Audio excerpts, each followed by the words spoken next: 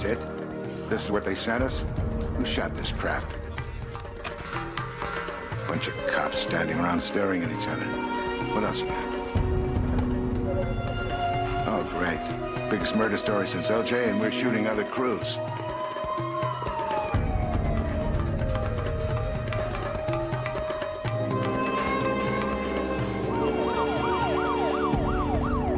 That's good. Keep that. Got any audio on that? Boy, cops sure look like cops.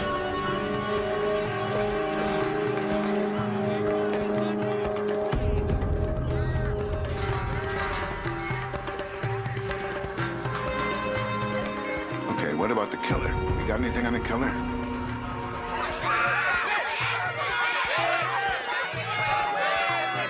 That's nice. It's nice. Little ragged, but keep that. Oh, that's nice. It's great. Back it up a bit.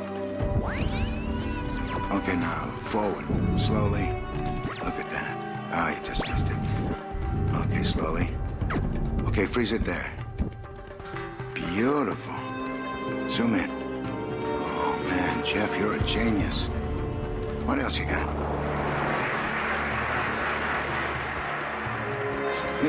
She got an Emmy for that show? Okay, back to the arrest.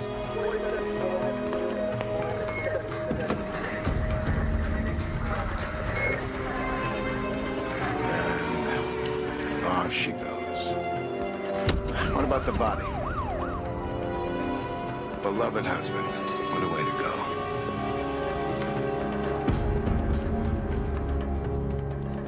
Ladies and gentlemen, Good. Happier days. What do you think? Go out on that? you want irony or tragedy? Tragedy, definitely. Have it ready for 11.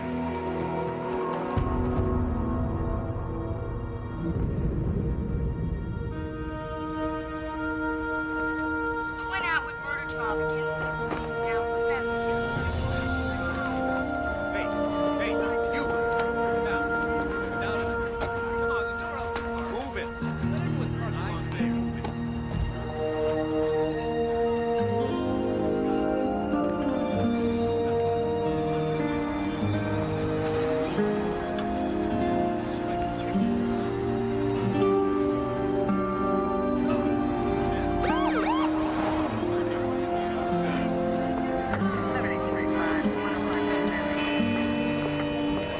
Way too early to decide. We can speculate on what the decision might be. Today is jury selection, which will begin to give us a sense of what that might be.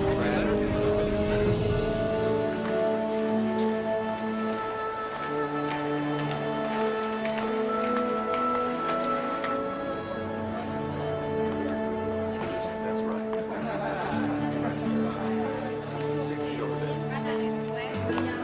Man, they say this thing's gonna last about a month and a half. You know they ain't getting me in on that. Yeah. Say, you must have a fascinating life if you can afford to pass this one off. Well, that's my point. If they let this one off for shooting a guy just because he's getting a little something on the side, I'm gonna have to live in another country. But if he found her with a man and shot her, that would be okay, right? Well, you gotta look at what's involved, right? What I'm trying to say is we shouldn't be talking about it. Oh, yeah, you heard anybody who hasn't talked about this in the last month and a half? I understand, but we might be selected for the jury. I guess what you gotta ask yourself is what you'd do if your husband was running around. I'd do what she did in a short minute. No, I'd like to anyway. You know, something stopped me. Hey, more power to her, though. I'll say that much. And what about you? Your husband ever cheat on you? Never. You know that? Yes, I do. What about you? My husband's dead. All right, take your seats. This is what they sent you. Saw you on TV in that one. Looked good.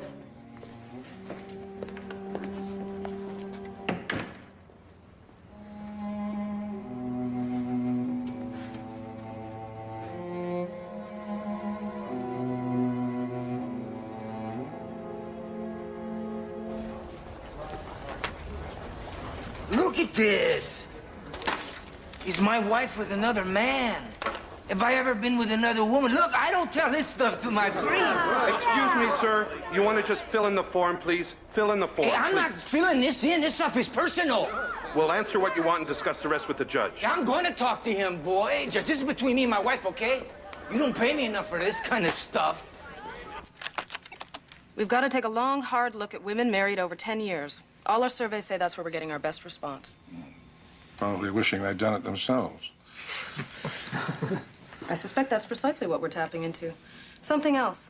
When we ask the same subjects to rate their marriages 1 to 10, at the extremes, we correlate very well with a positive attitude toward our client. Well, which extremes? High or low? Both. Very good marriages, very bad marriages. Interesting, huh?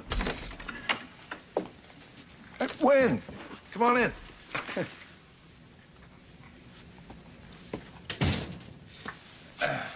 Just surveys. This young lady's come up with some very interesting demographics. Carry on. Infidelity. It gives us some very tricky correlations that could cut either way. Obviously, the more we know about these people, the better. As soon as we start getting some names from the jury pool, I want neighbors talked to, beauticians in beauty parlors, and teachers at their children's schools. If their husbands are running around, someone will know.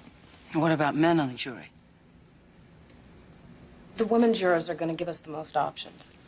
So far, we haven't been able to isolate. Any man that doesn't want to see me hanged?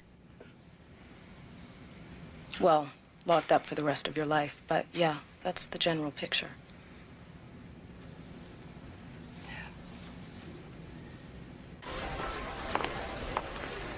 Is it all right if I sit here? Please sit down. Thank you.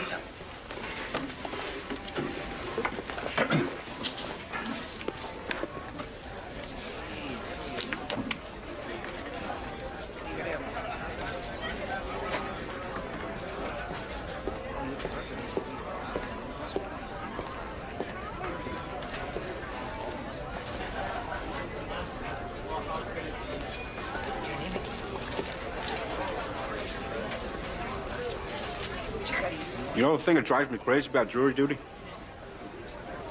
You get all these people, same room together. And the one thing they have in common, they can't talk about. Well, why don't we just go around the table and introduce ourselves? My name's Fletcher. Fletcher Lowe. I'm Naomi Budden. Nolan James. I'm Alice Bell. Listen, what I was wondering about was, in the newspaper this morning, they said they might sequester us. Well, I don't think they mean us. I think it means the jury once they're selected. I heard it might be that place down on South Street. Wait a second, a hotel? I hope it's a good one. If it's a problem for you, I'm sure you could talk to somebody. Well, how long are we going to be here? Well, all I know is, if I get to stay in a hotel, my wife's gonna kill me. I haven't taken her any place in 10 years.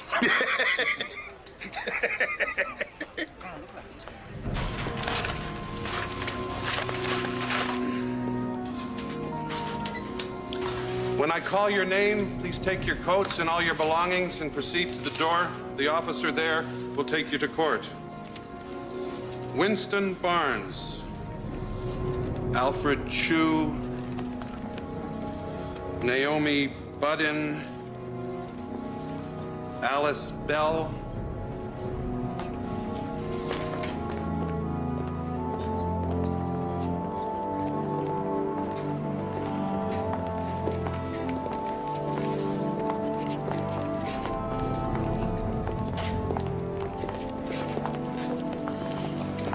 Now look at them, but don't stare.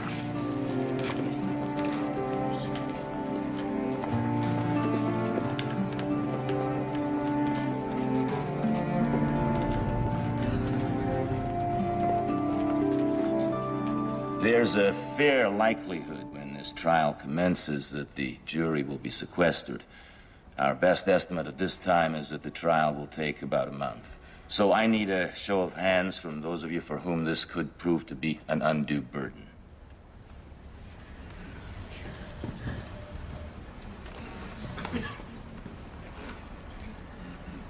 The evidence may show that the defendant's husband was having an affair. Would this affect your decision whether she was guilty or not guilty of murder? Mr. Weber? No effect. If a man cheats on his wife, do you think that justifies her killing him? Miss Budden? No. No, I wouldn't. Mrs. Bell, is marital fidelity important to you? Yes, it is. So that if a man cheated on his wife, something happened, you might say that he had it coming. I wouldn't say so, no. Juror number 8, college student. Very timid, has trouble making up her mind. Impressionable. You're saying bump her? Tough calls. She seems to take her cue from the woman in the 2-seat, who's an interesting case. Alice Bell. I don't give that much of a damn about interesting. What I'm saying is if we get the one, we get the other. No, she makes me nervous. I like the way she looked at me. I trust her. Here they come!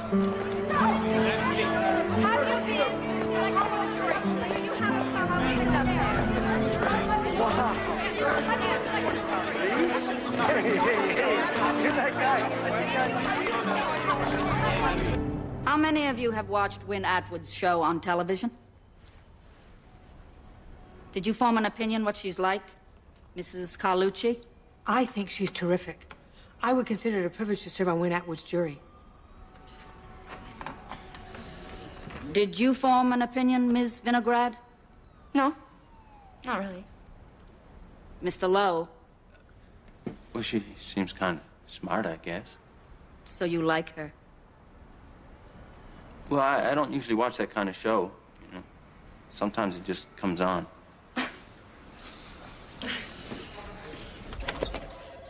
You want to accept number 3? Are you kidding? She kept looking at the defense table. I thought she was going to ask if she could take Atwood home with her. What about number 7? Snapped off her ranches. She seems solid. She's great. Guaranteed they'll throw her off. I'm not sure about the black guy, number 9. Not kicking any men off this jury, Wayland. Mr. James, have you read about this case? Yeah. I know she killed him. Well, that's all right.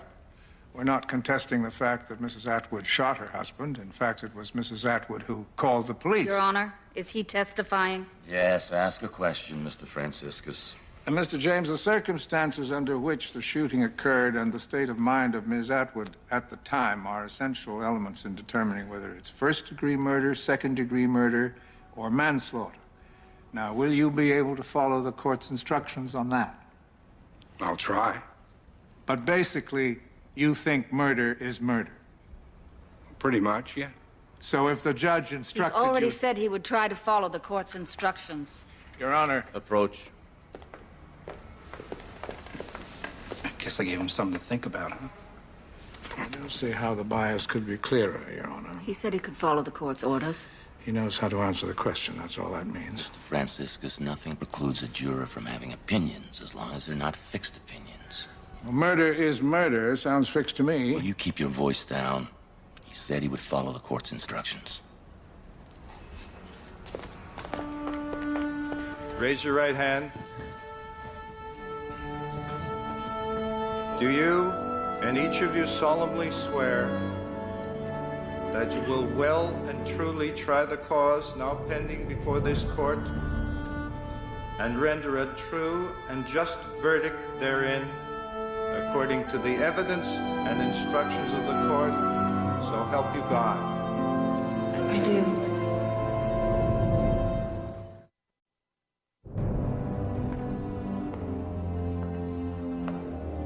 Let me tell you what this is and what this isn't. This is a murder trial, and we, the prosecution, have to prove to you that on May 18th, Wynne Atwood, the defendant sitting right over there, shot and killed Gregory Toland, the man to whom she was married for 10 years. The evidence will show that Wynne Atwood premeditated this murder. She made a plan, she went ahead with this plan, and she knew what she was doing. The law recognizes that even in the taking of a life, there are degrees to a crime. One of the sacred foundations of our system of justice is the principle that before we can decide what punishment an act deserves, we must attempt to learn what was in the mind of the person who committed that act. You're going to hear testimony about Gregory Toland. about how little he cared for his marriage vows. He dismantled her self-esteem. He cut her off from her family. He threatened, humiliated, and physically degraded her. Gregory Toland isn't on trial here. Wynne Atwood is. Gregory Toland pulled that trigger. He sowed and he reaped. It's about murder. Premeditated, cold-blooded, first-degree murder. And when you've all heard the evidence, I promise you, you will know beyond any doubt that Wynne Atwood cannot be convicted of murder.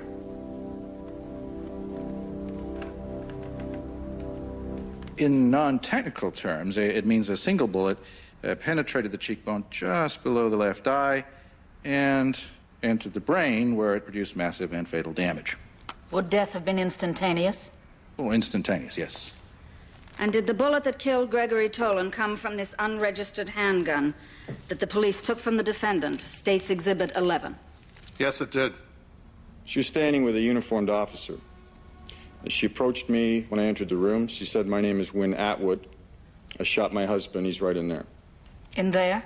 The bedroom. He was in the bed naked. Dead? Oh, yeah. Naked and dead. Was there anyone else present in the apartment? Well, besides the defendant, there was another white female. Her name was Jane Carlisle. This was her apartment. What was she doing? She was sitting on the sofa. She appeared to be crying. Did the defendant appear to be crying? Oh, ma'am, she appeared calm.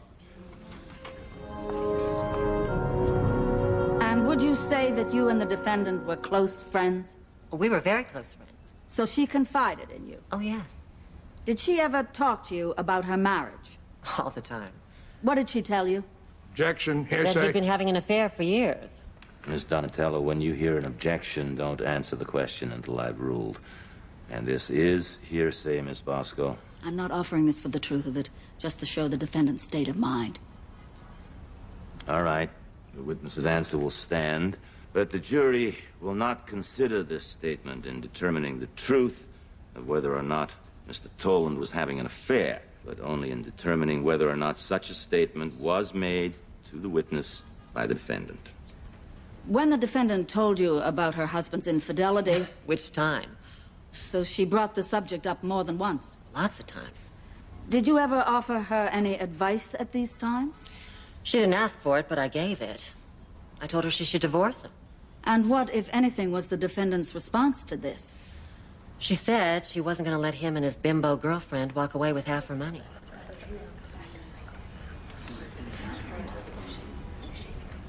I'm correct in stating that you consider yourself a friend of Wynne Atwood.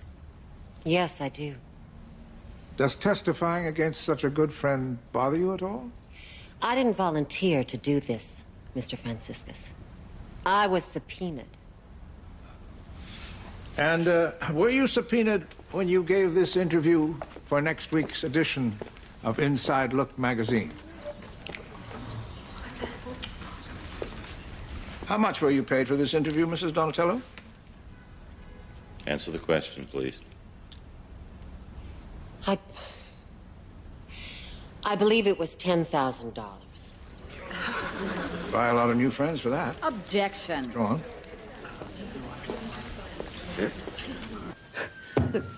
All I'm saying is when you get that kind of money for your story, you tell them what they want to hear. Come on, you know you're not supposed to be discussing this. Oh, Horace, lighten up. Carl was I just... wasn't discussing testimony.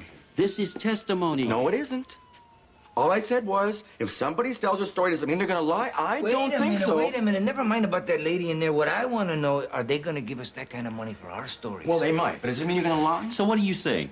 You're going to concentrate on making money instead of a fair verdict. Is that it? Did I say that? Did I say anything like that? Hello. Can we please just chill out so we can get out of here? Thank you.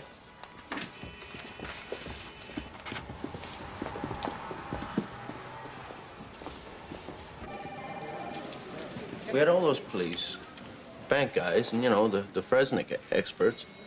You know, being a doorman doesn't give you much expertise. Is that what you are? Doesn't that get boring? Well, it's a job, you know. Drive me crazy. My wife's begun hearing intruders. We haven't been apart for 10 years. Miss Bell, you can make your call now. Pardon me. Really? You did all 8? That is so wonderful, sweetheart. Yeah. Well, listen, we'll think of something really special to do when I get back, okay? Oh, we did? Marine Park? Did you wear your life jacket? No. No, I can't. This is something I just have to do. I'll call you every day. You take good care of Daddy for me? Okay, well, if you have to go. Hey, Kath. I love you.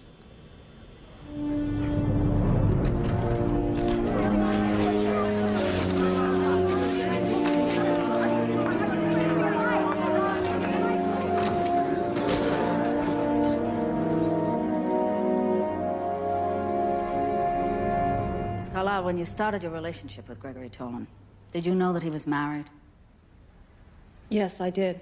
But you continued the relationship anyway. It was mutual. If he'd been happily married, I don't imagine that would have happened.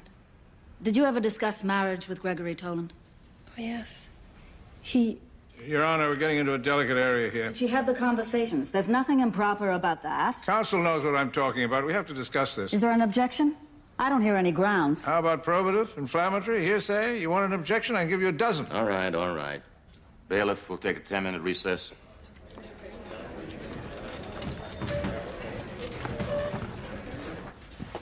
This stuff gets me. I mean, what's going on that's so secret?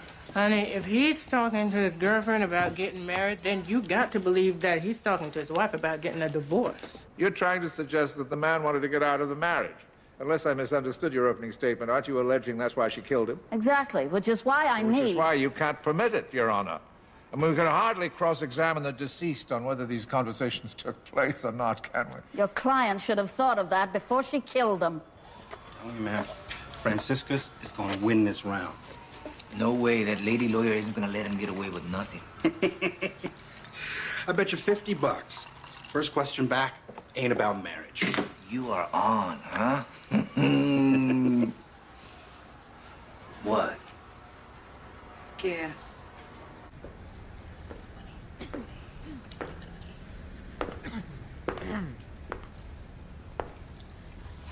Miss Carlisle, I'm going to take you back to the night of the murders.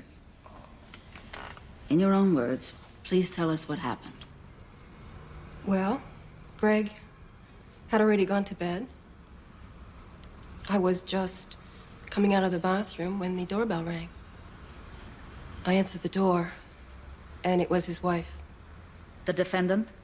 Yes, the defendant. Wynn Atwood. Did you know her? I knew who she was. We'd never met. Please continue. She came in. I didn't even get a chance to say anything. Greg called. She pushed past me and headed for the bedroom. I ran after her. I told her to leave. She didn't stop. She got to the bedroom door, and I was right in back of her. I never even saw her take out the gun. Maybe she had it in her hand the whole time. I don't know.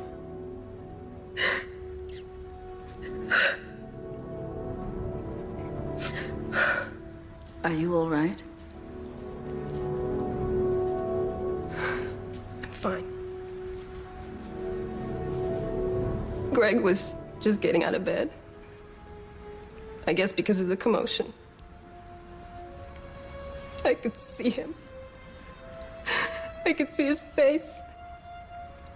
He saw her.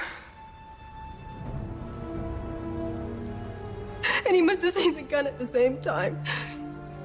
He put his hands up. He tried to duck. But it happened so fast. She shot him in the face. Did Miss Atwood say anything at the time? She said, relax. I was going to kill you too. But I won't. And then she went to the phone. And she called the police.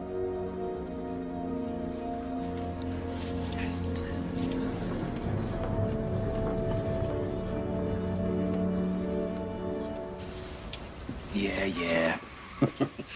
Nice lady, huh? I heard that. Hey, nobody was talking to you. I don't care who you're talking to. I don't want to hear it again. Look, just because you got a problem don't mean you can jump on me for it. Why don't you just both sit down? We have a long way to go. In time, everyone will get a chance to talk. You're just pissed because it's so damn clear that your pretty little lady's a stone killer. And you're just going to take the word of her husband's girlfriend? All right, that's enough.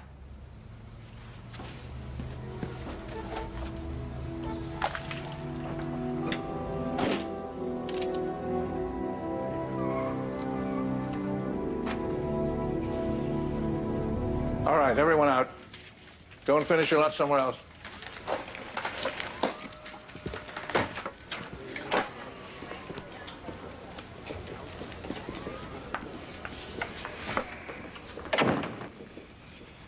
That was bad. Very bad.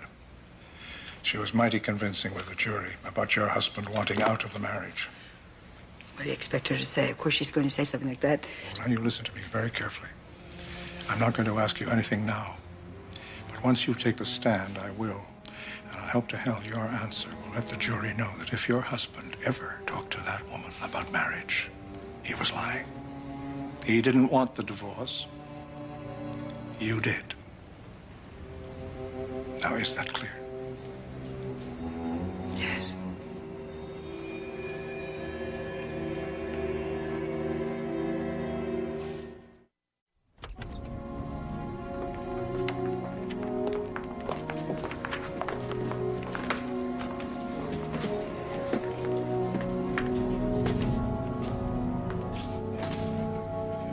You're an attorney, specializing in the field of divorce. Is that so, Mr. Otis?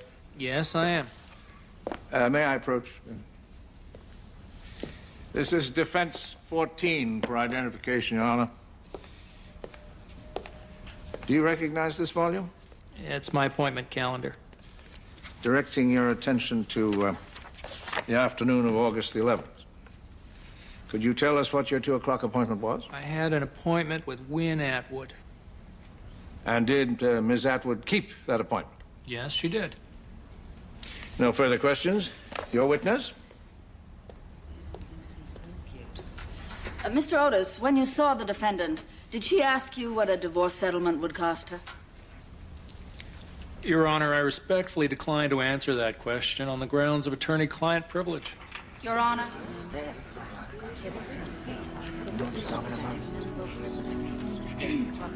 I was very careful not to breach that privilege, Your Honor. Mr. Franciscus, he is your witness. Only to the fact that she consulted an attorney. If the state thinks she didn't, they can cross-examine on that. Don't be absurd. We move to strike all this man's testimony. For once, I'm inclined to agree with you, Ms. Boston.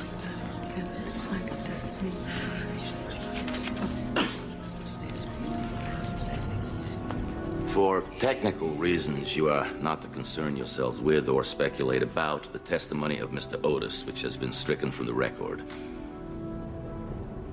There are many forms of abuse. I don't believe that physical abuse is either the most prevalent or the most destructive. Did you, in your professional capacity, examine Wynne Atwood? I conducted numerous therapeutic interviews over the last 6 months at the county jail. I also administered a battery of tests. And did you reach a conclusion? A diagnosis, yes. Ms. Atwood is unmistakably a victim of severe and chronic abuse. And would this abuse she experienced have affected her ability to form rational judgments and to make premeditated decisions? Yes, completely. This woman was so weakened, she couldn't plan anything, let alone make any judgment that we would call rational. In moments of stress, she would be in a state of automatism, like a sleepwalker. Dr. Susan Trueblood, who's the chief theorist in the field, has pointed out that survivors of wife abuse closely resemble psychologically survivors of prison camps. Dr. Quintero, what is your fee to testify today for the defense? My standard fee, $2,500 a day. And on how many occasions have you testified in a court of law on issues of psychological abuse? Maybe 20 times. Always for the defense? Well, that's because... Please, answer the question, Doctor. Yes, for the defense. The defendant looks very together, wouldn't you say? I don't think that I would use those words, but yes, she puts up a good front. Dr. Quintero, this front included hosting a television show in front of millions of people every day. Wouldn't you say that it's hard to believe that a woman who could do that had lost a sense of herself? It's been playing to full houses since it first opened. People have been lining up this morning since 6 o'clock for a chance to get into the courtroom today. It's the hottest show in town by a long shot. On the Bible and swear That's right, Bob. It's a huge risk to put your client on the stand, even when your client is Wynn Atwood. But Freddie Franciscus doesn't have any choice. To beat the murder charge, he has to get the jury to see it from her point of view. Right now, that looks tough. But who knows, Bob? She may have some deep, dark secrets to reveal. This better be good, ladies. Do you solemnly swear that the testimony you're about to give will be the truth, the whole truth, and nothing but the truth, so help you God? I do.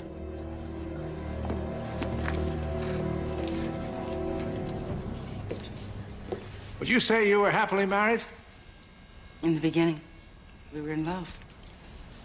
And what happened to change that? My career took off. His floundered. He was an architect, but he couldn't make it work. He had to close his firm. My show got an Emmy. He started making jokes about being Mr. Atwood. And then I found out he was having an affair. Well, how did you find out? I saw him out with a girl. At first, he denied everything, even that he was there. And then, he just blew up. It was like an eruption. He screamed at me for hours about the show and our sex life. And then what?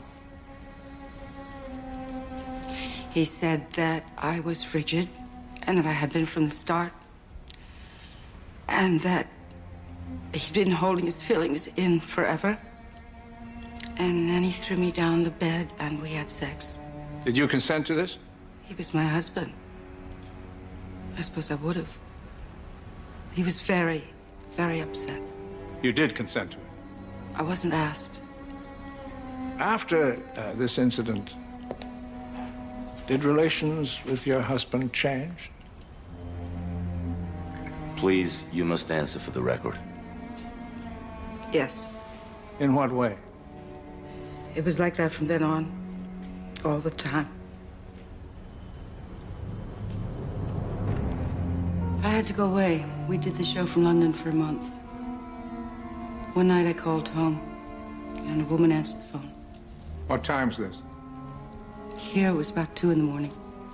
At 2 in the morning, a woman answered the telephone in your house? In the bedroom. It was a private number. There's no extension on that line. She put Greg on the phone. He was laughing. Laughing? I said he had to stop seeing other women and that we should see a marriage counselor. What was his reaction to that? He locked me in the bedroom, and he made me call the studio and say I was sick. He took out the phone. He kept me there for a week. He brought other women to the house, and he made me watch while they had sex. And then he made me have sex with them together.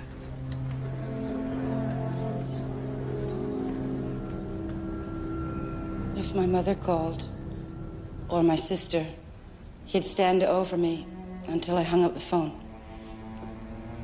And then he'd yell at me about them. He said I was too close to my family, that I couldn't have anything to do with them, that they disturb me too much. And did you obey him? Yes. Eventually, I lost all contact with them. And I became quite alone. And you never considered a divorce? Yes, I did. By then, I just wanted to get away. I went to see a lawyer. Were you able to discuss this with your husband? Yes. I got up my courage and I told him I wanted a divorce. And what did he say? He didn't say anything. He left. And when he came back, he had a gun. I never brought it up again. So you were no longer having sexual relations? Not often.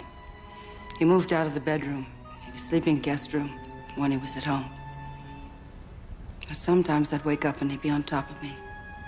We'd have sex. And when he was finished, he'd tell me how much better Jane Carlisle was than me. And how could I expect a woman my age to make him feel anything? And then what would happen? And then he'd go into one of his all-night rages. Except now it was changing. He started saying he couldn't fight off the urge to kill me. He began telling me that we couldn't go on like this, that it wasn't a stable situation. That's what he said, a stable situation. And what did you take that to mean? That he was gonna kill me. And one night, I couldn't stand being afraid anymore.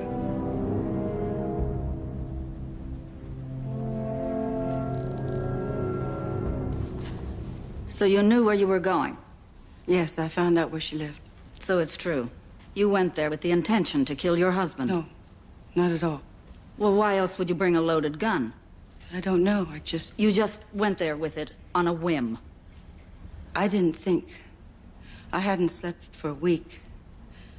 I remember I went to my closet and I got the gun out. To use it. Isn't that true? I probably felt that if I got the gun, it would make him understand that I meant it.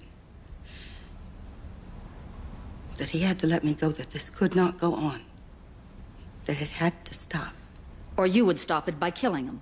No, I never wanted to kill him. It just happened. It just happened. Yes. I got to the door, and she opened the door. And I was shaking. It was as if I was outside my body watching it, or more like my body was moving without me. I followed his voice, and then I saw him. He was in her bed. And he was very surprised. And he was laughing. And then I heard this explosion.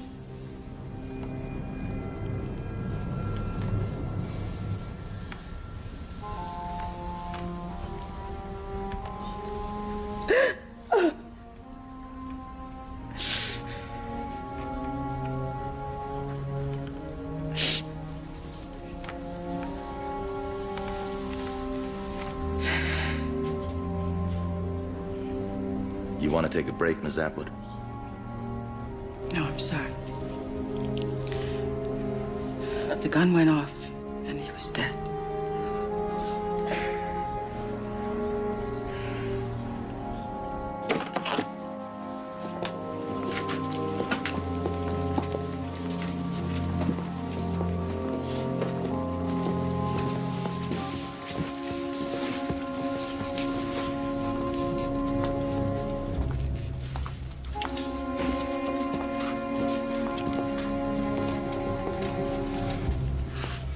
If you need anything, have your foreman put it in writing. Someone will be just outside the door for as long as it takes.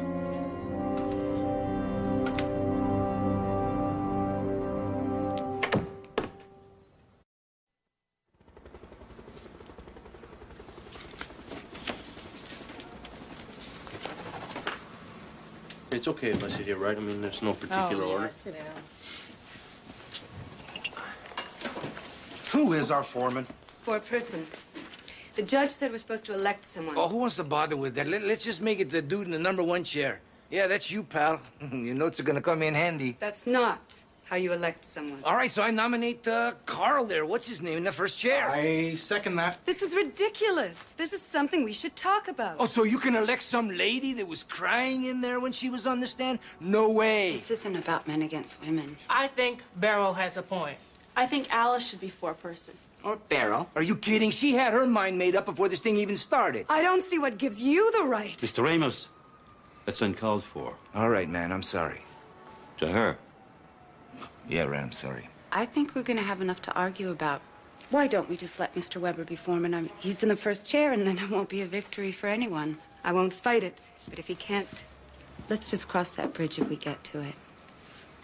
Come on, let's all sit down. Oh, I don't know why I'm saying this. Sorry, Mr. Weber, you're the four-person. Carry on. All right. Well, that's a good idea. Let's do what Mrs. Bell says, and everybody, sit down. It is imperative that we follow the judge's instructions. Therefore, not guilty is not an option. Since the defendant admitted to the shooting, we have to find her guilty of something. You better believe it. I think we should be orderly, Carl, and I suggest that if someone has something to say, they should raise their hands. Oh, that's a good idea, and I think we should do that. All right. According to the judge's instructions, then, our choices would be between first-degree murder, second-degree murder, and voluntary manslaughter. Manslaughter, that's like nothing. She'd probably get off with time served. Excuse me, Yeah? Look, she's been in the joint almost a year, right? They give her 2 years, you take off the good time in a month or two. She's gonna walk right out of there. Look, what he's saying is... Wait a minute. According to the judge, we are not supposed to consider the sentence. Hey, come on, that's what this is all about. Either the lady does some time or she walks. Okay, they didn't go for lethal injection. That's the only question there is here. No, that's it. No, that's it. That's all you presented. Yeah, Oh, that's it. One or the other. No, he said now raising our hands would be the thing. I think the secret ballot, we should abandon that. It's a waste of paper. Everybody's going to have to really say what they think at some point. We might as well start that right now. I think we'll go around the table. Anyone got a problem with that? Mrs. Bell, would you be good enough to start us off? Well,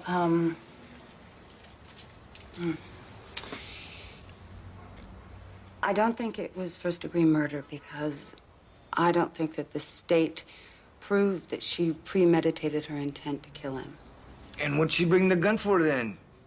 To trim the hedges? Mr. Ramos. I think she was pushed beyond a breaking point, and by the night of the shooting, she wasn't capable of forming any meaningful intent. So I would say it's manslaughter. That's exactly the point. Manslaughter. Not guilty. What? What is this? No, baby. Not guilty is not an option. We covered that already. We don't have to obey the judge's instructions. We can follow our conscience. That's not true. We took an oath according to the evidence and the instructions of the court. It also said a true and just verdict. Those might not be the same. And who decides that? Look, I'm sorry, I have to agree with Horace. We got to do what the judge said. A jury can do whatever it wants. It's called jury nullification. Oh, she's a lawyer. I'm not a lawyer. You sure as hell ain't no judge. Not even a judge can overturn our verdict. Come on, why do you think they gave us that power? And what, we're gonna say that she didn't do nothing? Mr. Ramos. Are you saying that we can say that she didn't do nothing? I'm just pointing out that the judge does not tell us everything. I don't think that we should be talking about this now. Why not? Because we may get to a point where it never even matters. Let's just see where we stand first. Exactly. Let's get back to the vote. Oh, wait, Miss Chu.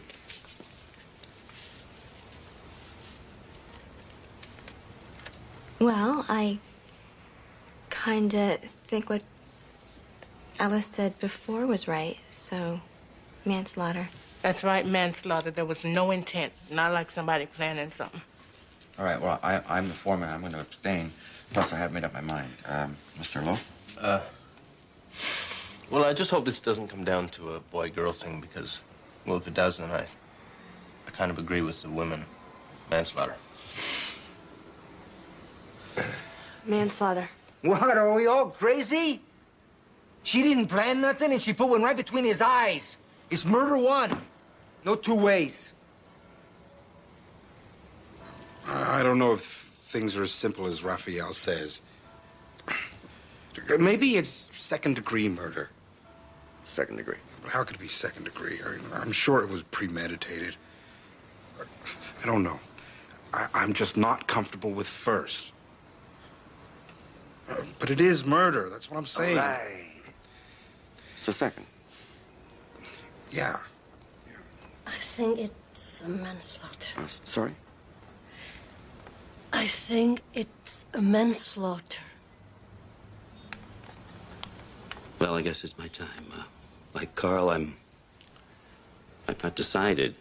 I am fairly certain that it's not murder one. Oh, God, man, these ladies are getting to let your you head. talk.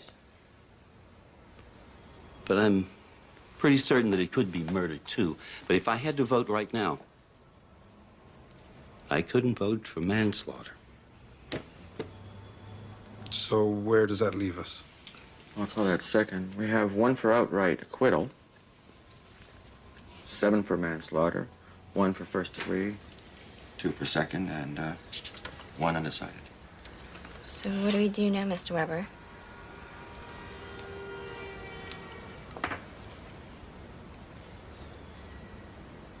You have to try to understand the issue. This isn't an issue. It's a murder. That's the whole point. It isn't. You have to understand. No, we don't have to understand nothing. The only thing we have to understand are the facts. I know it must be hard for you, but if you put yourself in her shoes. Oh, nobody's shopping for shoes here. That's pretty cool, man. Shopping for shoes. Don't be so stupid! Right. Oh, it's all right. No, it's not all right. You're so smug and superior. We have to at least make an effort to understand her state of mind. Hey, I don't give a damn about her state of mind. The only thing we're supposed to understand are the facts. That's a sort of myopic idiocy I expect from him. But you could show a little more initiative. Excuse me, Beryl. Can I talk to you over here for a minute?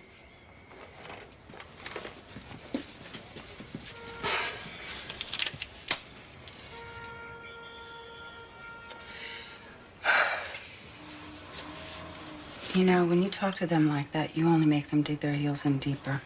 They already dug in over their heads. Are you gonna change it? Do you really think that you can get through to Raphael by talking to him like that? He'll come around when Horace and Nolan do. You know what tough guys are like. Is that all right, them over there talking by themselves like that? I think maybe we should have a smoking policy. In a way, she's right. And the way the judge explained the difference in the charges is in her frame of mind. Oh, man, don't you start that, too. I don't agree with him. That's not what I'm saying.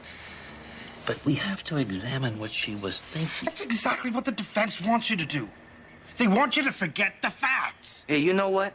They all think they're abused. Now, if we let this one get away with it, they're all gonna have guns. Is that what you want? Is that what this is about? Keeping our women in line? Isn't it?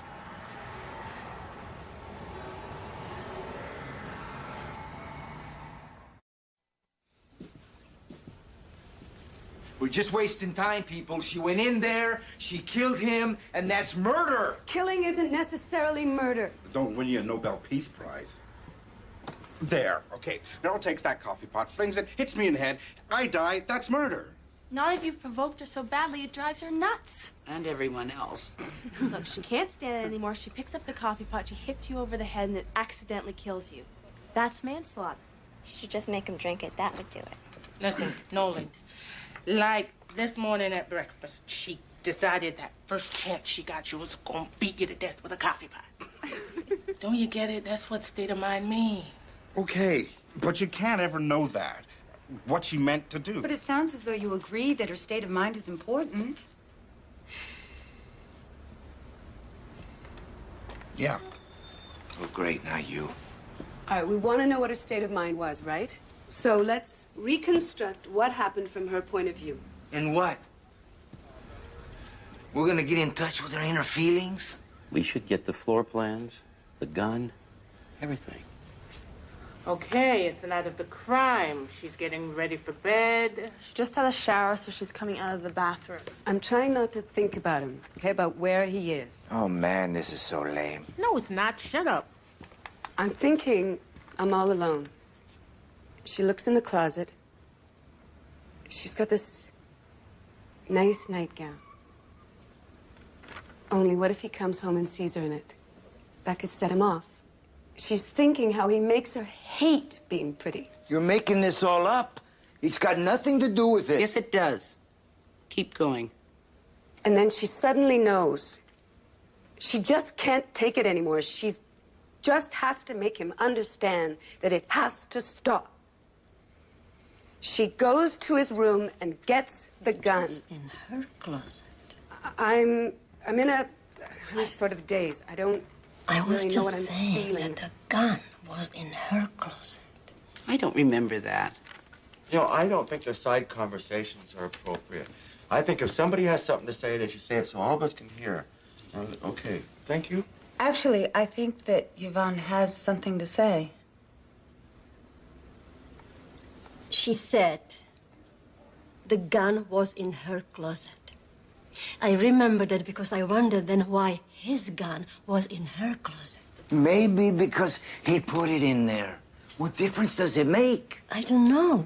All right, then let's move on, okay? She gets... Wait a minute. This is bothering me, too. Hey, you know what? Maybe she said the closet. Like, so I got it from the closet. Yeah, I think that clears it up. No. I remember what she said. She said my closet. Why else would you bring a loaded gun? Answer, I don't know. I just... Question, you went there with it on a whim? Answer, I didn't think. I hadn't slept for a week. I remember I went to my closet and I got the gun out.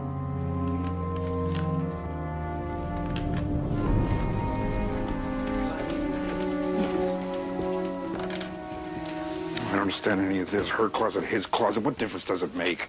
I think we should get back to going through it. Her state of mind. Yeah, you would. Look, what I want to know is, are we supposed to talk about this closet crap You know or what? something? It is not necessary to insult everyone, okay? It just so happens that Yvonne was right, and you was wrong. Hey, I wasn't insulting nobody. I just said it was a stupid point. No, you're a stupid man.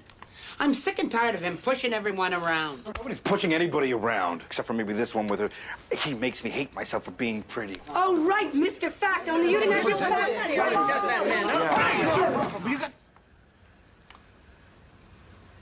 How come you never do anything?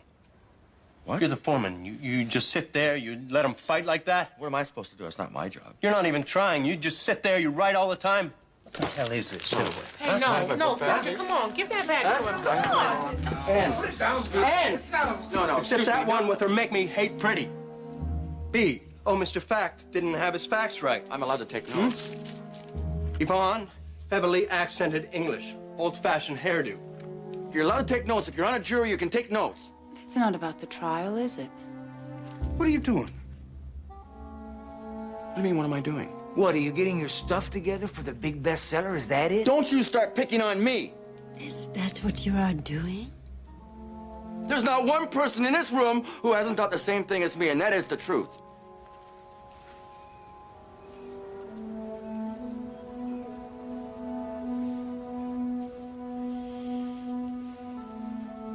Want my book here? See where it gets you. Mr. Weber, I've had the opportunity to examine your notebook, and I'd like you to explain the purpose of these notes. Purpose? I thought they would help me. Help you in reaching a verdict? May I remind you, Mr. Weber, that you could face perjury charges if you knowingly give false answers to this court? I know you. All it is like I was led to believe that if I could take notes. Look, I've never been involved in anything like this before. This is an opportunity. Everybody knows the people who get involved in big cases, they become famous. So why not me? I wasn't going to do anything that would have... I don't know. I'm sorry, Your Honor. I'd like to stay.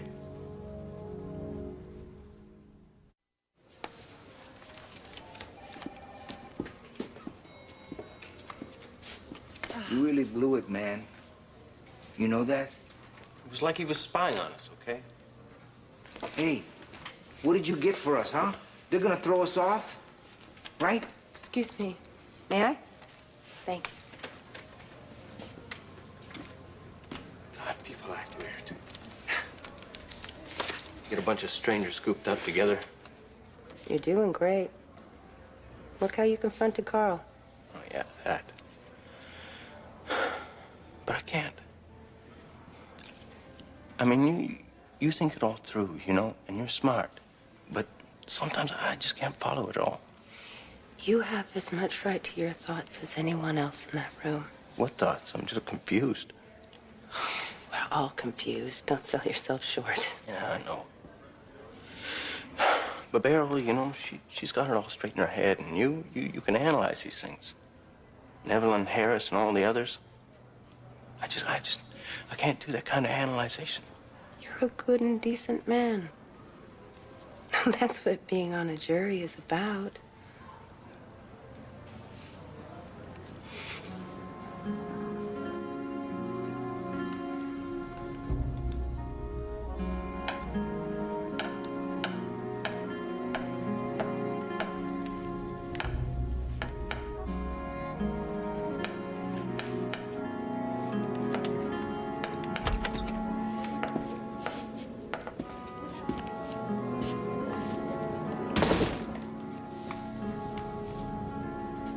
Okay.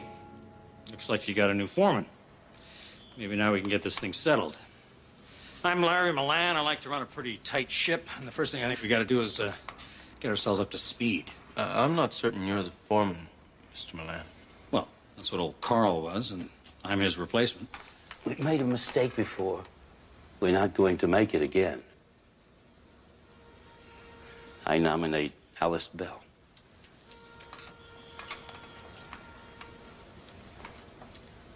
Oh, come on. There is only one person in this room who has not pissed everybody else off at some time or another. Come on, let's see those hands.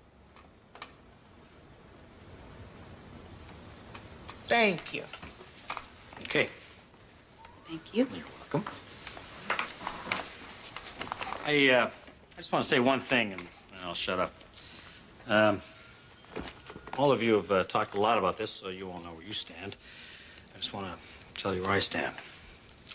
I'm married, I have 2 kids, and on occasion I have cheated on my wife. Now, if it's okay to shoot a man for that, then I'm in a hell of a lot of trouble. Anyone else have any confessions they want to make? I don't have a confession, but I do have a question. And since you seem to have some experience with infidelity, I guess you're the one I should ask. Okay, fire away. Have you ever had a really big fight with your wife? Is the Pope Catholic? You ever moved into a spare room?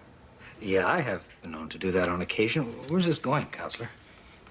Do you take your things? Let me explain something to you, Madam Foreman. When you move out of your wife's bedroom, it's a big deal. I mean, it's very dramatic. You are making a point. So believe me, after you go through an act like that, you don't want to come crawling back in the morning looking for your socks. Yeah, damn right you take your stuff. Would you take your gun? The gun that you've threatened her with. Would you leave it in the closet? No. No, of course not. No way. All right. She said she was confused. Maybe she went into his room. What difference does it make? It's possible, but she seemed pretty clear about the closet even when she was confused. I don't understand. I mean, didn't you just say that you couldn't have the gun in her closet? Uh-huh. When he moved out of their room, he would have taken his gun. You're saying he wouldn't have left his gun in the closet, but he did leave it in the closet. That doesn't make any sense. Look, Nolan, he would have taken his gun when he moved out of the room, right? But now we know that he didn't take his gun, so what do you think that means? That must mean one out of two things. Either he never moved out of the room, or it wasn't his gun. So then all that stuff about him bringing a gun home and threatening her with it, that isn't true. And it's possible that Larry here's theories on male behavior aren't binding on everyone. Yeah, right. It could be he threatened to kill her with a gun and then left it for her in the closet. Now look, it could be that this man was just playing games with her head, right? I mean, that's what she said, and if that's right, then what happened couldn't be helped. That's what I keep telling you. Yes, Beryl, but that is only one. Could be. It could also be that this woman just wanted out of a lousy marriage, and in no way was she gonna pay him no alimony. Excuse me. Yes, Yvonne? I had an uncle back home. Everybody said he ran around on his wife. But I lived with them and I knew the man was a saint. Oh, what is this? We're not talking about another country. There was a trial in this country. We're the jury. The judge said we could draw on our own personal experiences. What experience? Some saint in the old country? I don't want to hear about it. He was a good man. That's all what I am saying. People say things about someone, but it doesn't make it true. That doesn't mean anything. You know, why don't we all just agree to shut up if we don't have anything to say that's got something to do with what's going on here? Look at that. What the hell is the matter with you, treating her like that? Oh, Mr. Tact talking. It's not the same thing. Why isn't it? Because I don't have to be tactful. I'm not trying to convince anyone of anything. Excuse me? Are you saying that we all have to cater to yourself? That's what it comes down to, lady. I'm even more solid for murder one than I was before. So you girls are gonna have to convince me, or we're gonna be here one damn long time. Well, maybe you're gonna have to convince us girls. If I wanted to, but I don't. It's not my thing. That is the most typical, arrogant, infuriating... Do shoot him? I wonder how we'd vote on that one. It's not funny. I'm not sure she could hit him anyway. What are you talking about? I mean, Wynn Atwood. We're trying to get into her state of mind, right? Well, she said she was upset and shaking, but she hit him right below the eye with only one shot. Is that so hard? It ain't easy. You want to hit a bullseye, your arm's got to be fully extended and steady. It could take me a whole clip. You gotta be cool, calm, and collected. That's a very good point, Fletcher. No, it's not. It's irrelevant. All she had to do is point and shoot. Oh, could you do it? She was only 15 feet away. So do it. Here. Pick up the gun. Shoot me. What? Come on, it's not loaded. Wait a minute, I don't Just think that... point it at me. You don't have to touch the trigger. Hey, put it down. Stop. You think it's so easy. Come on, put your money where your damn mouth is, huh? You idiot. All right, here we go. I'm in the bed. You come in the room. I see you. I put up my hands. You shoot. Come on, go for it. This is stupid. Come on, do it!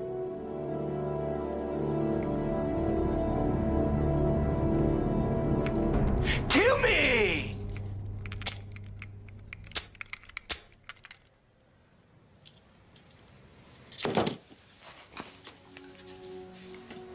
Okay.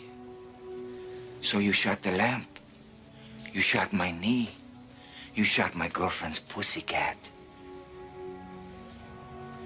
But you missed my head.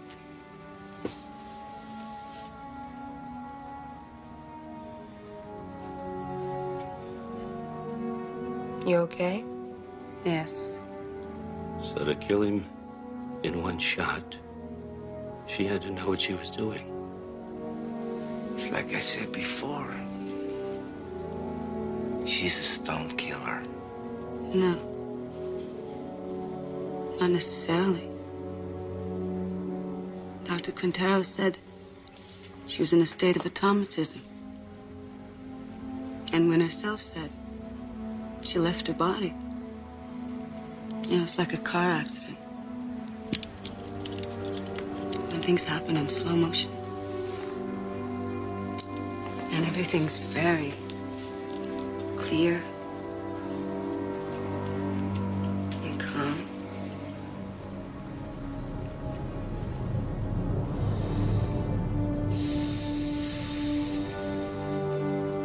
Murder.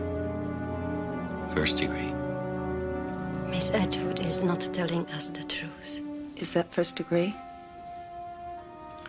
Murder. First degree. You know where I stand. I don't think anything's changed. I'm still with manslaughter. I think it's first degree.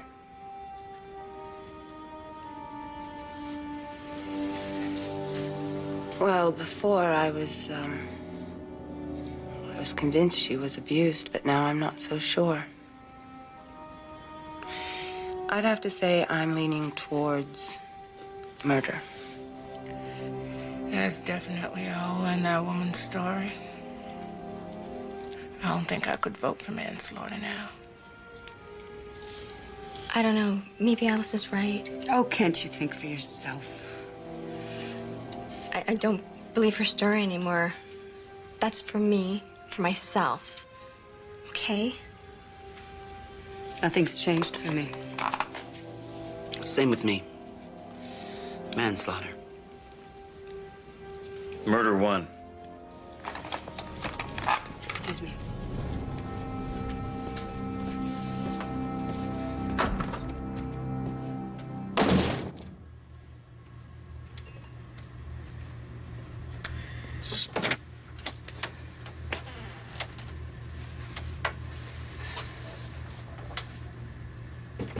Hey. It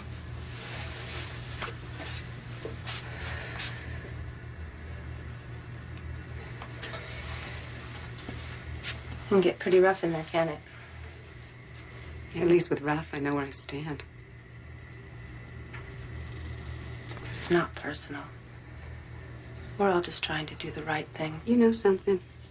When a woman gets messed over, everybody turns on her, the women first. Is that what you think is going on in there? Look, I'm not saying she has a right to kill anyone. I'm saying when a woman is pushed far enough, sometimes she breaks.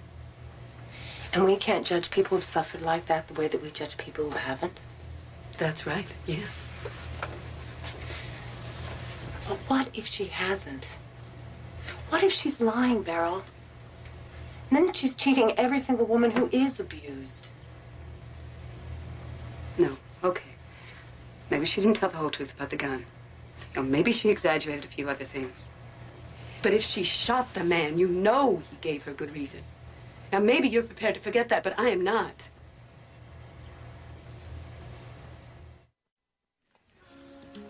Pitter patter, let's get at her. Okay, let me ask you guys a question. How can you just ignore what he did to her? Oh, man, here we go again. Because you don't know if it's true. How do you know it isn't? Well, how do you ever know for sure? But if I had to guess, I'm sorry. I'm not talking about guesses. I'm talking about what you know beyond a reasonable doubt. Reasonable doubt. Do you really believe that woman proved that she was so abused? She doesn't have to prove a thing. The burden of proof is on the state. She's right. The judge was very clear on that. Oh, that's a bunch of garbage. The burden of proof is garbage? No, I mean, they already proved that she offed him. Huh? She even said so. Now she wants to come to us and say, oh, I had a reason. Well, she's damn well got to prove that. I think we all have to decide whether the abuse really happened. Because if she's lying, then she intended to kill him and it's murder. That's right. But if she was so traumatized by him that she didn't know what she was doing when she shot him, then it's manslaughter. So whose side are you on? Not on anybody's side. You just lay off her. She's just doing what we're supposed to do. So who are you now, her big protector or something? What's that supposed to mean? Oh, come on, guys. Let's not get into this. You act like you don't even care whether she was abused or not.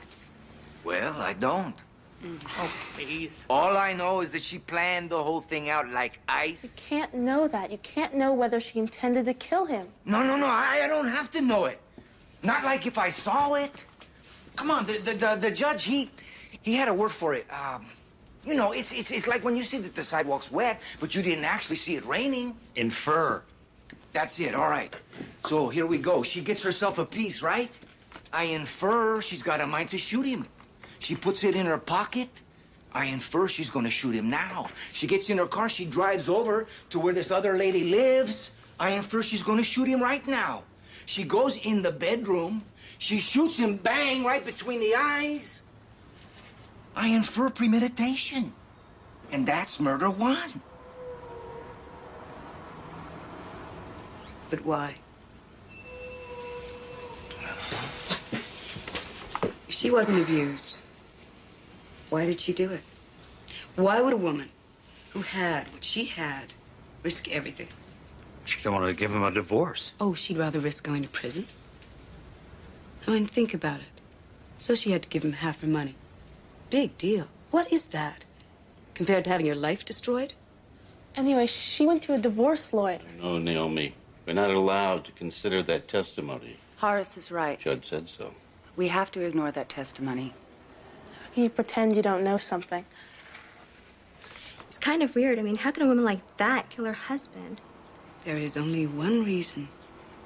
Because he drove her crazy with terror till she... If she was so abused, why didn't Mr. Franciscus have any of her family or a friend testify that they knew something about it? Look, didn't you listen to Dr. Quintero?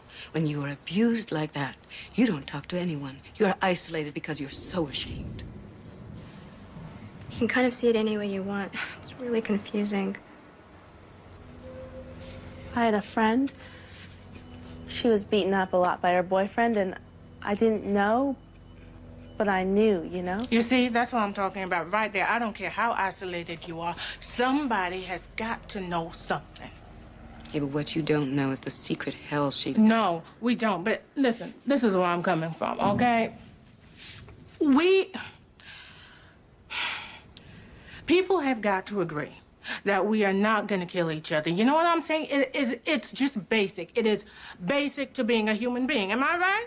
So if I go to somebody now and I say, hey, I just killed a guy, but you can't blame me because I was so messed up in my head that I was no longer a functioning person, well, honey, then I have got to show that. You know what I'm saying? I have got to prove it, honey, because otherwise, he got pain, she got pain. Pretty soon we all be shooting and killing each other because, baby, everybody got pain.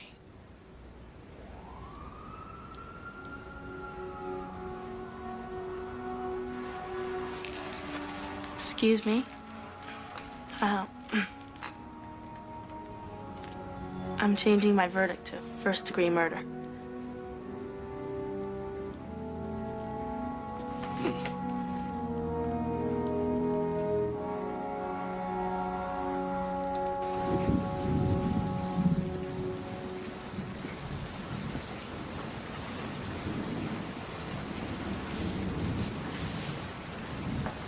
There's just the two of them left. Burl and the one with the knitting. Why don't we zero in on the one with the knitting? No. Hey, man, I'm just trying to get us out of here. This isn't an assault. It's a reasonable discussion. Excuse me, gentlemen. If you care to join us, we could get started.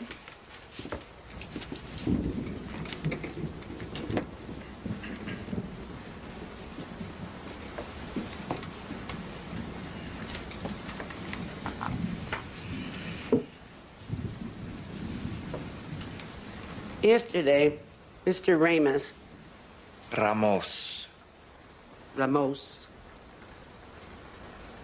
said he was in the minority and the rest of us had to convince him. Things have moved around a lot since then. I think Beryl and I should just sit here and listen to what the rest of you have to say.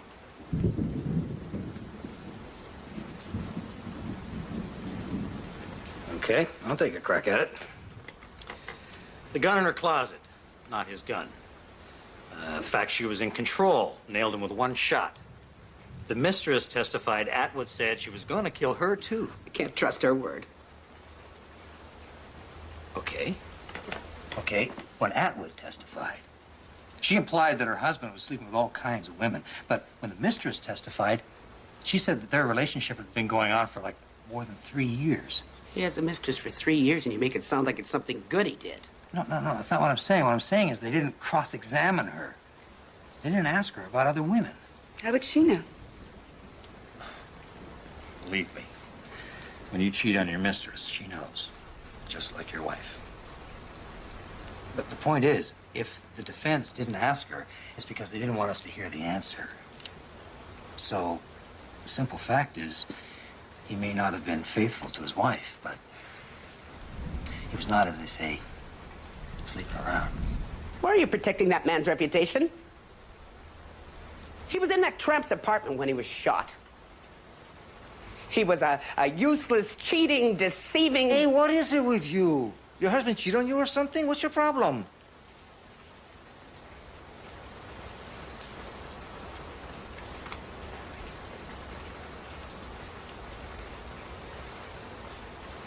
Her husband's dead.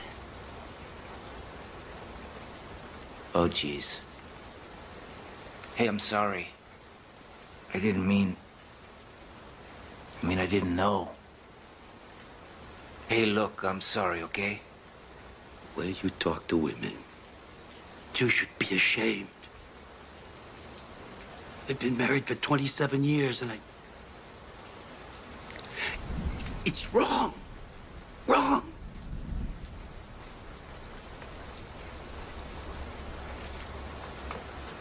We were married 41 years. I was 16 years old when I met him. I never knew another man. He was a good husband, a good provider. We tried to have children, but it didn't work, so we settled into that. Just George and me. That was all we needed. Really. In 41 years, he never once gave me cause to doubt him. I'm just always shooting off my mouth, you know. I didn't mean nothing. A year and a half ago, he had a stroke. It was very bad. All he could do was lie there and look into my eyes. And thank God he had another and he was gone. But I still had that to hold on to. I still had those 41 years. Mr. Ramos. You know when I found out he was running around? You want to know when? At his funeral. She came to his funeral, that woman. Because she loved him, she said. Because he loved her, she said. She hid it all these years and she didn't want to hide it anymore. As if she had some rights here. What right? What right did she have to take away those 41 years? And what could I do to him? He was dead.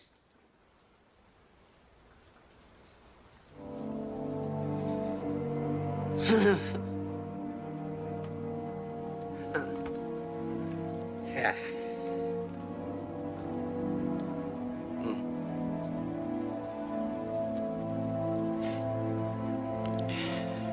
It's murder.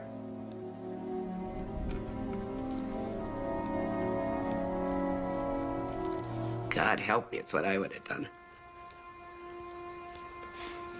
But it's still murder.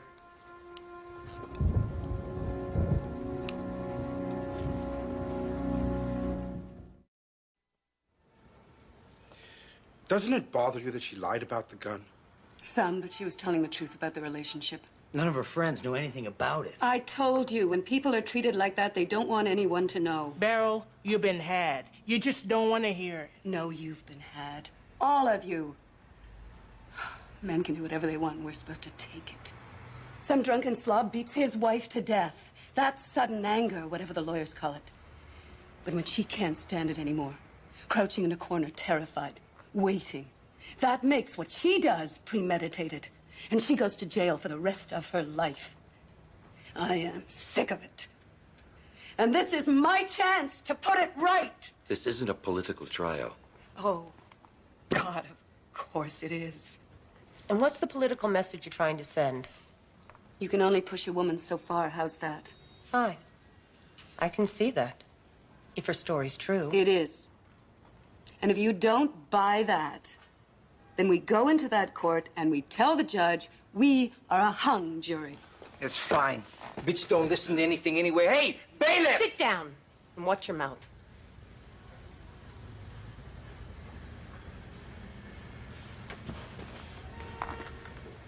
You just remember, from the very beginning, I've been where you people are just getting to.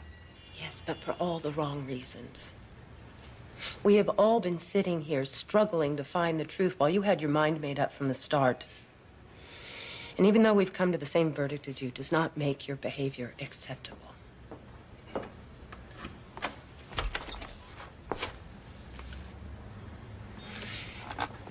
It's all right. We're fine.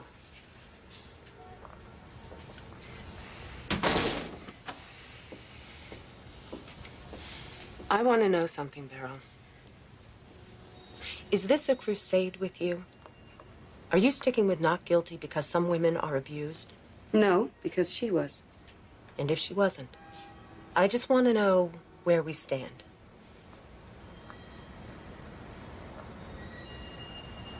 If she was making it up, then it is murder. Okay.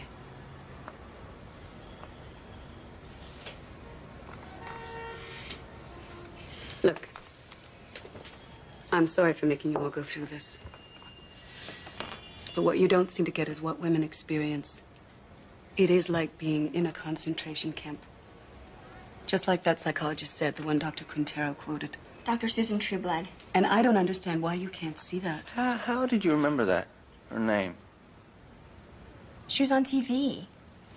She's like this huge woman. She was on Oprah, Wynn Atwood, on Donahue, I think. The woman whose theories Quintero's work is based on was on the Wynn Atwood show? About a year ago. And Donahue before he was canceled. What did she say on Wynn Atwood? Well, it was about the tragedy of wife abuse. One woman ran over her husband. And Dr. Trueblood said, I don't know, whatever Dr. Quintero said, you know, like self-esteem and all that sleepwalking stuff, all of that. That's where I heard it. She talked to her, Beryl. She would have read her books, done the research. She would have known exactly what to say. Maybe when she did that show, it was a chance to understand more about what she was going through. Beryl, if she could understand, that meant she was rational. She wasn't lost in despair. She had alternatives. I think you know that.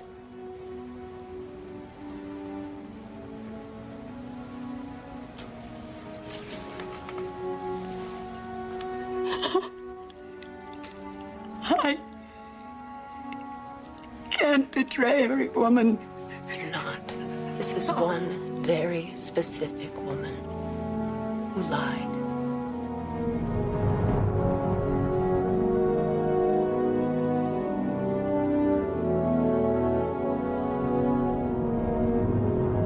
Has the jury reached a verdict? Yes, Your Honor, we have. As to the charge of murder in the first degree, how say you? We find the defendant guilty as charged.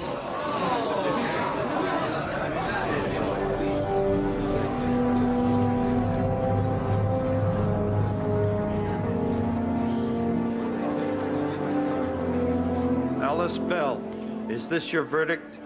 Yes, it is. Fletcher Lowe, is this your verdict? Yes. Yes, it is.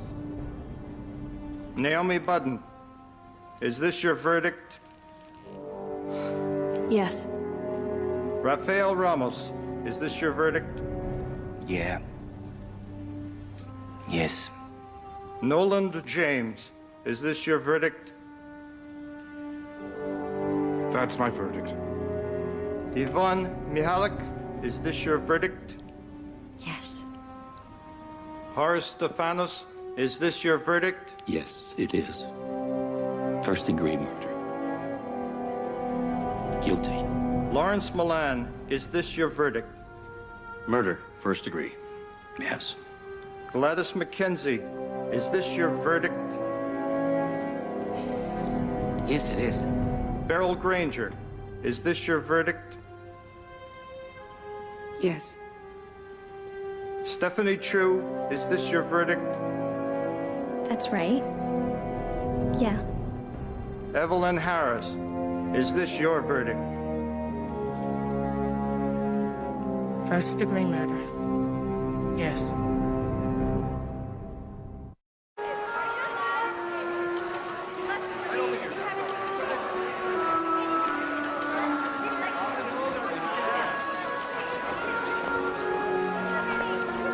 Well, it was totally crazy. Everybody was fighting and stuff. And some people were had weird attitudes, you know? Like, something about the trial. Anything to go on. weird attitudes. Tell you one thing. If it wasn't for me, they were gonna let her go free.